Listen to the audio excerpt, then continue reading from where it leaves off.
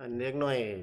ที่เคยเล่นเกมตั้งแต่สมัยเปิดร้านเกมที่แรกตอนนี้จนเฒ่าจนได้ลูกได้เมียแล้วเนาะ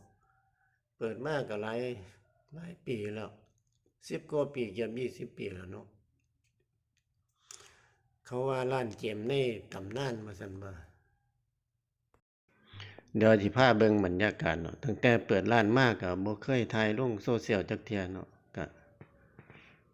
เฮ็ดถ่ายลงแต่แนวอื่น ก็เปลี่ยนไปตามยุคตามสมัยแหล้วเนาะพี่น้องความเจริญของบ้านเมืองความเจริญทางเทคโนโลยีก็มีสิ่งใหม่ๆมาทดแทนเนาะสิ่งเก่าๆก็หลุดหายไปก็เป็นช่วงสุดท้ายแล้วล่ะเนาะที่แจ้งปิดร้านแล้วเพราะว่าลูกค้าบ่มีก็อยู่บ่ได้เนาะก็เปิดมาโดนพอสมควรอันนี้ก็เป็นลูกค้าสุดท้าย